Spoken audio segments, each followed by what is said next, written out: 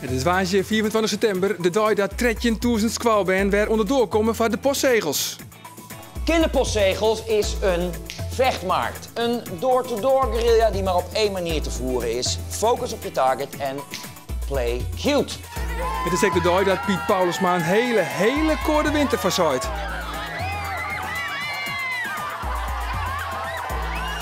En het is de dag dat deze tweet net verstuurd is.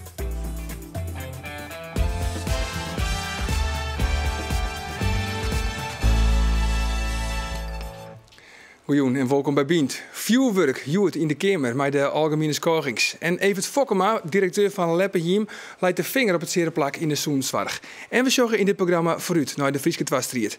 We kregen een roelleiding door het Cambuurstadion. Dit zijn shirts van spelers die vroeger bij Cambuur gespeeld hebben. En later op hoger niveau zijn gaan voetballen. Maar dan hing je helemaal geen shirts van Heerenveen bij, hè? Nee, dat was in wezen natuurlijk ook niet direct een verbetering. Ja, Joert wie dus de dag van de algemene schorings. En dan maar de oppositie zitten op de kabinetsplan. Van politici de wichtigste dag van het jaar. Aan tafel Sjeer Kuper, hoofdredacteur van het Nederlands Dagblad. En Andries Bakker, politiek verslagjouwer bij Omroep Friesland. Ja, een hele belangrijke dag voor de politici. Kuper, om met jou uit te zetten. Wat is jou het meest opvallend, Joert? Ja, dat het hem toch weer gelukt is. Hè? Waar? Het eerste teletextberichtje ging over Geert Wilders.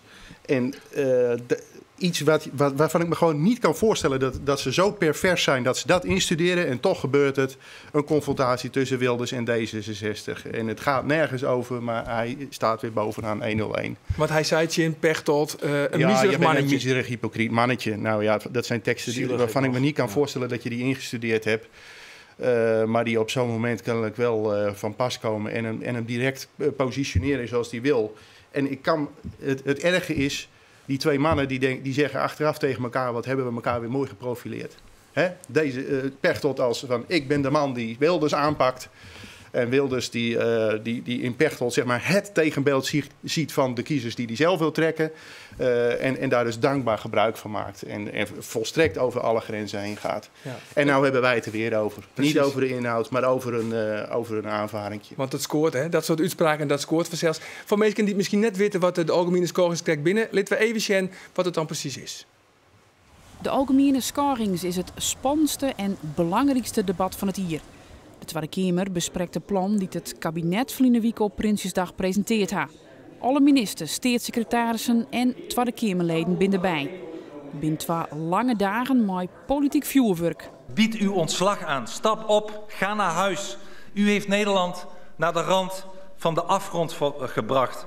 Het draait al jaar om de 6 miljard toen extra bezuinigings voor 2014. De oppositiepartijen bezieken die plan van tafel te krijgen of aan te passen. Het spannende dit hier is dat het kabinet niet bereikt zonder geerwerking met de oppositie. De plan mat ik nog door de Eerste Kamer. Daar hadden de regeringspartijen geen meerderheid. Ja, Andries Bakker, politiek verslagjouwer bij u, bij Omroep Friesland. Een man van het eigen hoes. Waar leest het overal op? Nou, ik let op wat de mensen zeggen, wat ze willen net instudeerd hebben, maar vooral ik heb ze een orenbadskip als die ze de orendagen niet al west binnen hadden, want wij vorige week natuurlijk die miljoenennoten hadden. En eigenlijk zeg ik elke keer, maar misschien dat zit ik het ik wel weet, een herhaling van zetten. Hè. Ik zeg heel iets bietje, nije zaken. Het CDA heeft het bezocht, onder andere juster nog maar een Chambergrutting te komen. Hoe het ik oors ken. Van Haasma Buma die dat? Van Haasma Buma die dat. Nou ja, dan denk je wel als verslagjouwer, ze bezieken in elk geval alternatieven aan te bieden. En dan zitten ze ook alternatieven. Maar voor de rest vind ik het toch een heel soort van de bühne wat ze doggen.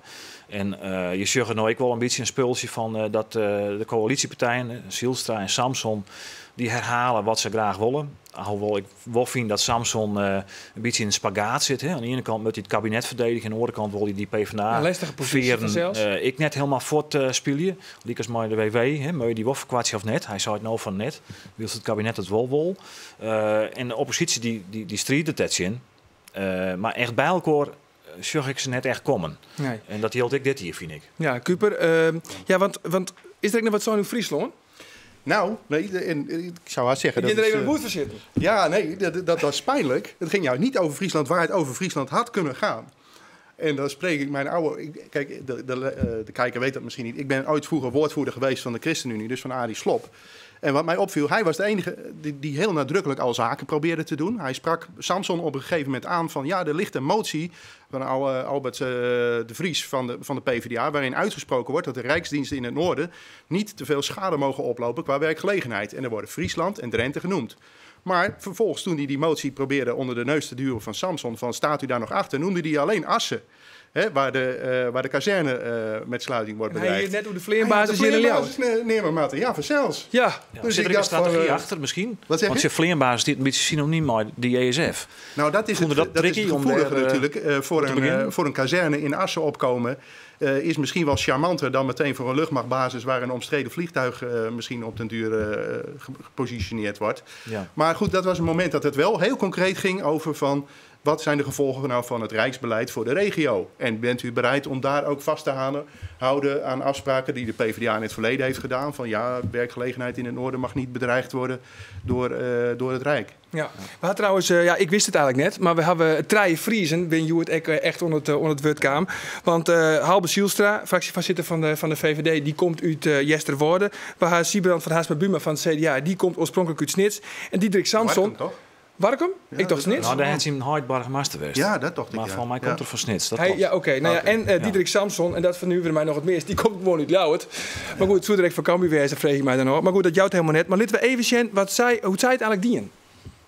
Dus laten we elkaar nou niet op het scherp van de term aanvallen. De openheid is er bij de VVD om te kijken naar het totaalpakket en alle maatregelen. Het totaalpakket en alle maatregelen. En laten we dat gesprek met elkaar aangaan. In alle openheid en dan zien we waar we eindigen. Meneer Buma. Wat mij nu toch verbaast is dat de heer Zijlstra zegt ik wil werk stimuleren. Maar sinds juli weten wij, het interview van de heer Samson, dat de nivellering banen kost. Door de begroting die is ingediend wordt de werkloosheid niet geraakt. Dat is nou juist het slimme van dit 6 miljard pakket. Maar daarmee is het antwoord nog niet voldoende. Want de werkloosheid is veel te hoog. En daarom wil ik in mijn betoog ook uitgebreid stilstaan bij datgene wat het kabinet nog kan doen om die werkloosheid naar beneden te brengen. Ja, dit is vanzelfs die algemene scoring. Het is echt een podium om jezelf een beetje op de kaart te zetten. Als je hier naar joggen, deze Treije Friesen, hoe had zij dan die in, Joert? Ja, van Samson zie je nog steeds dat hij een nieuwe rol aan het uitoefenen is. Het is de actievoerder van vroeger. Ik geloof dat hij zelfs in Leeuwarden actie gevoerd heeft tegen... Wat was het? Nou, had iets met het gymnasium te maken. Stedelijk gymnasium had ik wel, stierde ik voor altijd. Ja, dat is nog altijd het imago natuurlijk van Samson, de actievoerder. En nu moet hij de staatsman zijn. En dan heb je het over een pakket van 6 miljard. En dat vind ik ook een zwakke van Zijlstra. Van, probeer nou over concrete dingen te spreken. En heb het niet over een pakket maatregelen.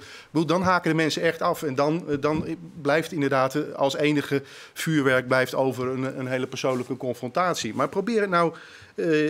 probeer die maatregelen dan met name te noemen. En heb het dan inderdaad over gevolgen voor een kazerne in Assen. En durf dat... Dus, en daar slaagt de Zijlstra niet in, mijn zin. In de oppositiepartijen ik kritiek op. Hè, dat het wel over de staatsschuld hield, die 6 extra miljard. Ja. Maar net hoe werklezen bijvoorbeeld, wat de meesten thuis rekken. Daar heeft het helemaal niet over. Daar heeft het inderdaad over dat pakket maatregels puur financieel. Ja, nou goed, we hebben nou de eerste dag hebben we de hoorn. Hè? Is dit, want morgen komt nog weer het repliek van de minister-president van Mark Rutte. Maar is dit voor Jim als echte diehards in de politiek nou gewoon echt een hele leuke dag? Ja, voor mij wel. Ja? Dit is wel een dag waarop natuurlijk het beleid zat, het kabinet het hevel en presenteert het vorige week. Nou, dat wordt nou natuurlijk een beetje bijsteld. Zodat ik een meerderheid krijg. Want je zit natuurlijk nog heel diep met de Eerste Kamer. Werd ik wetsvoorstel om te hinnen. Maar is het ooit wel eens bijsteld? Of is het gewoon één groot toneelstukje waar we in zitten? Nou ja, normaal heeft een kabinet misschien een meerderheid in Tweede en Eerste Kamer. Dan hebben ze volle meer macht als nou. In de Tweede Kamer hebben ze dan wel een meerderheid, maar de Eerste Kamer net. Dus ze hebben andere partijen nodig om hun besluiten te stiepjen. En dat maakt het dus dit hier zo nieuwsgierig. Ja, plus het feit natuurlijk dat je in een hele drege periode leven, waarin er volle meer bezuinigen worden maat als al die jaren ervoor. En dat maakt het natuurlijk heel dreig.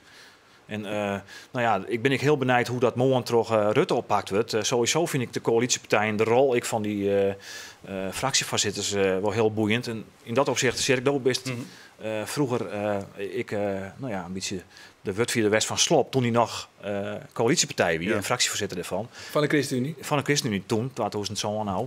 Ja. Hoe ging hem dat? Hoe dien hem dat? Als het goed is, hebben sowieso de coalitiepartijen met elkaar afgesproken welke ruimte er is voor het onderhandelen. Ja. En ze doen er goed aan. En zeker Rutte, die moet morgen een rol pakken die boven de partijen uitgaat. Als hij daar morgen een liberaal en onaantastbaar verhaal houdt, dan is dat voor de PvdA dramatisch. Maar bovendien, dan komt hij er te zijner tijd. We krijgen na de algemene beschouwing krijg je week aan week de begrotingsbehandelingen van de verschillende ministeries. En dan is er een reële kans dat bepaalde plannen gewoon echt stranden in de Eerste Kamer. En dat kan hem op één mannetje zitten. Dat kan hem zitten op een SGP'er die zegt van, die altijd volstrekt gezagsgetrouw is geweest en uiteindelijk voor de begroting heeft gezegd. En die, zoals Van der Staaij van de week waarschuwde, dan kan zeggen van ja, maar dit kabinet pakt de gezinnen zo. Wij stemmen tegen het belastingplan. Nou, dan zit je met een probleem. Jongens, politiek is vreselijk belangrijk. Maar laten we vooral nou even hoe de belangrijkste bijzaak in het leven. Want dat is toch eigenlijk wel het voetbal. Snijn, dan spelen Heerenveen in Cambuur. En elke club had echte clubmeesken. En bij Cambuur ben dat onder oren Arno Gestjes en Hampie Bakker, oud-voetballers van Cambuur. Goedemorgen, welkom bij Cambuur. Komt verder. Dit is mijn collega Hampie Bakker. Iedereen kent hem wel in Leeuwarden. Dit is Arno Gestjes, jarenlang verbonden aan Cambuur, erelid. Mag ik u nu uitnodigen om even ons mooie stadion te bezichtigen? Dit zijn shirts van spelers die vroeger bij Cambuur gespeeld hebben. En later op hoger niveau zijn gaan voetballen. Maar dan hing je helemaal geen shirts van Heerenveen bij, hè? Nee, dat was in wezen natuurlijk ook niet direct een verbetering. Ja, ben je nou echt heel erg grutsk op Cambuur? Ja, ik persoonlijk wel. Ik ben heel erg trots op Cambuur. Wat er ook is, met vakanties, met verjaardagen en zo. Alles gaat over als er een wedstrijd van Cambuur is. Dat gaat gewoon voor. Maar meneer Gestjes zei van hij mist een heel soort feestjes en partijen. Hoe is dat bij jou? Nou, ik heb wel het allerbelangrijkste mist. Op 3 mei, de dag van het kampioenschap. Daar win je net bij? Dan ging ik naar Portugal. Op vakantie? Op vakantie voor 3 weken. Dat ik heb totaal er niks van meekregen. Dat is een kwestie van planning, hè, meneer Bakker? Dat overkomt mij niet. Is, nee. Wat vind jij nou de beste voetballer op dit moment bij Cambuur? Nou, wat een grote openbaring is, dat is dus eigenlijk Leeuwin. En natuurlijk, die we al kenden uit het verleden, dat is hem en onze topscorer. Hè? Die moet er echt bij zijn. Hoepler, Schokker, Van Bokstel, naam niet. Christa Rowa, Ritsmeijer, Lucodi. Hier. Dat is hem, Leeuwin. Hier hebben we Leeuwin. Dit is het kastje van Leeuwin. Dit is van Leeuwin. Ja. En laat nou Michel hem daarnaast zitten. Ja. Nou, hoe zit dat, meneer Bakker? En meneer Gestjes? Geweldig, ja. Alleen ik voel me nog geen topscorer. Kan je het knopje vinden, meneer Gestjes? Nee, Hampie, waar zit dat? Wees je dat? Het was hier toch altijd, niet? Ik zal even heel snel. Zo hebben we dus ook hier een hele oude supporter gehad. Die was inmiddels 92 jaar, altijd bij Cambuur. En die werd ziek en gaat naar de huisarts. En de huisarts zegt van, ja, dat ziet er niet zo best uit. Maar ja, u bent 92 jaar, dus ik zal me maar op het ergste voorbereiden. Dus hij gaat dus naar zijn zoon en hij zegt, nou, het ziet er niet goed uit, zo en zo. Hij zei, wilt u wel lid maken van Heerenveen, hè? Van de supportersclub van Heerenveen? Nou, die zoon die zegt natuurlijk van, pa, waar ben je mee bezig? Je hele leven bij Cambuur en nu wil je opeens naar Heerenveen. Zegt hij, ja jongen, ik heb liever dat de supporter van Heerenveen doodgaat dan van Cambuur. Ja, hebben ze. Nou kijk, dit is dus onze massageruimte. Au, au, au, au. Geen hoop meer, geen hoop meer. Au, au, au, au, au, au, au. Dit zal wel amputatie worden. Dit is de bewuste foto van die wedstrijd. Dat was in 1953 dat wij met 6-0 won van Heerenveen. Ik maakte er zelf 2 en Abe ging er na een half uurtje ging die de Ruud. Dus eigenlijk hebben jou Abel Enstra volslaan uit de wedstrijd spelen? Feitelijk in die jaren wel. Dan zijn we nu aan het einde van onze rondleiding. We hopen dat jullie ervan hebben genoten. En dan gaan we nu huiswaarts en hopelijk tot de volgende wedstrijd bij Cambuur. Ontjen? Ja. En Cambuur wint toch? Ja, zeker een overwinning. Ja, en er bin nog altijd een kaart, net een heel soort meer, maar je kan zelfs ook nog kaarten winnen. Zorg ervoor op uw Facebookpagina. Alle dagen Scooter inbient een nieuw gezicht aan tafel die dan vertelt wat hij of zij tjin komt. En Joert is dat de directeur van het zorgcentrum Leppenhiem, Evert Fokkema.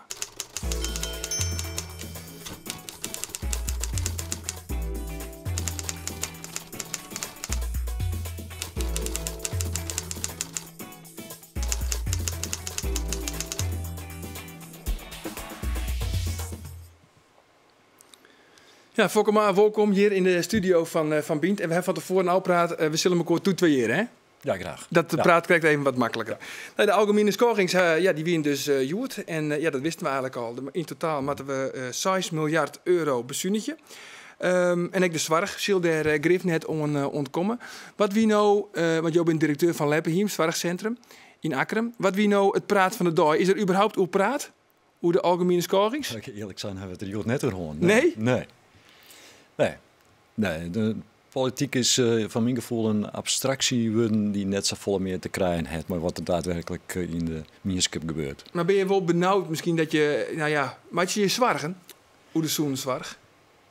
Ja, dat doe ik zeker, maar ik maak me vooral zwargen door het feit dat wij nou al, denk ik, in het derde plan zitten van wij us op Tarië de matten en dat die oren twa alweer eigenlijk voor de flauwekulwest had, want die dan weer helemaal net terug. Dus bij wat ik Joert had, denk ik van we moeten het nog maar zien. Er komt straks wel een compromis misschien mooi om weer die meerderheid in de eerste keer te krijgen. Dus we hebben meer iets van, we kunnen ons best focussen op wat we zelf willen en voorlopig nog maar niks onderzoeken van wat er misschien gebeuren hier. Nee, je kun je wel zwarige maatje, maar je weet eigenlijk net eens zeer waar je je zwarige maatje matten. Nee, dat is ik zo. En we hebben het wel over die inhouden blik dat het dan weer uiteindelijk net terug is. Dus we hadden Joert vooral gewoon over de karaoke of de karaoke? We hebben hem de playback show. Leppenhiem werden bewenners om mij nog. En ik mij werk. Dus daar hebben we het vooral over gewoon. Ja, want we winnen van de morgen even bij jou op het werk, bij Dij op het werk in Leppenhiem. Laten we daar even een kwart impressie. Het Keurmerk Instituut over onze prospectieve risicoanalyse. Dat we op in feite misschien nog wat stikken onlevering maken, maar dat wij dan daarmee. De hoen mooi? De hoen is altijd mooi, ja? Alle dagen. Ja.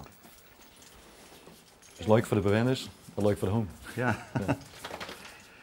Wat is nou het grootste part van jouw werk? Ja, ik ondersteun eigenlijk mijn managementteam, mijn stafteam en ik hou het alleen in de gaten. Het allerwichtigste is dat mensen zichzelf wezen kennen en dat leven leiden kennen zodat ze dat graag willen, dat ik wend binnen en dat wij daar ondersteunend bij binnen. Dus mevrouw had mij strikt voor de playback show, heb ik begrepen. Wat mensen gaan niet vlug binnen. Je ren altijd met de hond, dat ik denk, je kent dat vast wel. Dus je bent een prot tussen de mensen? Ja, dat valt af. Ik zeg altijd, ik ben de baas van het personeel, maar net van de bewoners. En mijn taak is om te zorgen dat uw personeel genoteerd had voor de bewoners en dat we dingen goed doen. Maar we hebben een meewerker die zei van, ik vind het allerbelangrijkste dat ik de verzorging in heb, dat ik de radio op Radio Fjouwer zet. Dan zeiden ze wel van, nou, maar we dat nou op papier zetten, dat we dat altijd doen. Ja, dat maar nou juist op papier. De sollicitatieprocedure, die ik altijd moet, dat soort dingen. U wilde graag een boek over Latijnse gedichten. Ja, die man. Ja. En die zou u daarbij kunnen helpen. Precies. Hoe lang doe je dit werk al? Ik werk in Leppenhiem 24 jaar. Ja, ik weet net goed of ik het helemaal goed zeg, maar op het einde van het filmpje wie er nou in die het echt een glaasje wien in de sop gooide? Ja, volgens mij komt er een glaasje rosé in de tomaten. Ja, dat geweldig. Oké. Ja. Hey, even van, dan mag het in geen zwargen, maar toch is er wel iets waar die eigenlijk een beetje leuk op maakt. Nou, leuk, wist wat het is? Ik vind dat wij in de zorg vooral dwaande binnen maar om te zien van wat er al je missie in kent en daar is beleerd op te dwaan. En ik vind eigenlijk bij alles in het leven was je vooral een richtje op van hoe het houden en wat belangrijk is. Dat daar risico's bij binnen, dat komt pas op het tweede plak.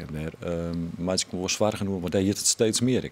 Onze kwaliteitssystemen gaan alleen nog maar door risico's. En dat vind ik wel spietig. Ja, er wordt een risicoanalyse willen maken. Er worden formulieren willen erbij pakt. En er wordt er zijn van welke mensen, wat haar mensen, huidplooien of. Ja, ik kan hem straks wel even op dijlas litten. Dan zullen we zien van hoe ik dan nog naar dijs. Ja, weet je wel, wat draagt de cliënt slecht zittende schoenen of heeft de cliënt veel huidplooien? Daar moeten we eigenlijk net naar op daar. Nou, ik vind wel dat mensen risico's inschatten moeten, maar we hebben natuurlijk mensen die een goede opleiding hebben en daar prima mee omgaan kennen. En dat een risico aan de water is, dan kunnen mensen daar dan op dat stuit wel handelend op optreden. Maar ik vind dat wij ons beeld vooral richten moeten over waar de persoon is en net op dat soort dingen. Want dit is vallen nog van mij, hè, maar neerslachtigheid, incontinentie, mensen worden helemaal screend op dat. En dan steeds ik van dat bij Dijden was zo, ik ken die verder net zo goed. Maar als ik het eerste beeld van die wijze hoe dat lijstje wat ik me daar invuld heb, dan kom ik daar nooit meer van. En ik denk dat het in de vaste plek met te zien waar de persoon is. Ja, en een voorbeeld daarvan is Tante Leen. Ja, een heel mooi voorbeeld vind ik. We moeten er wel een beetje te vlucht doorheen, maar vertel wie Tante Leen. Ja, Tante Leen heb ik kennengeerd toen ze bij ons kwam te wijnen. Wij hier nog wat een boon, omdat ik toen vastzette weer van de voetbalvereniging Oldenboren. En haar man hier had er 50 jaar actief is bij die club. Dus ik moest er nog op audiëntie komen. En Tante Leen weer een hele bijzondere dame, echt een dame. Maakte zichzelf wat op. Dat ging al die reden nagels? Er zijn hele lange nagels hier, die ze dan altijd keurig lakte. Of keurig eigenlijk net, dat ging wel eens wat briek. Maar iedereen wist van dat maar van Oudbloeien, want dat is haar trots. Tot het moment dat zij in het ziekenhuis te lonen kwam. En het ziekenhuis, de afdelingshoofd, onze verzorging nogal obstinaat bellen. En zei van hoe heil je het in Holland om in zo'n organisatie meestal met zulke lange nagels rennen te litten. Dus het eerste wat ze dienen daar in het ziekenhuis? Eerst die nagels eruit knippen. En dat is eigenlijk bij Van Joost Zezen van dat moet net gebeuren. Dat mooi eigenlijk net levenskwaliteit of de kwaliteit van leven moet altijd voorop staan. Vind ik wel. We moeten het altijd in dat perspectiefje. Het gaat om de persoon, waar mensen zich goed bij vielen. Dat is het allereerste. En net alle risico's die ze rennen. Oké, nou dit is één punt van de Zoensvraag. Dus is geregeld onskomen bij u in het programma. Dit is nog maar één voorbeeld, maar er zijn natuurlijk volle meer voorbeelden nog die jou dan naar voren brengen zullen in het programma Bient. Ons 4, we zijn er alweer doorheen. Morgen is er vanzelfs weer een nieuwe Bient. En dan, dag.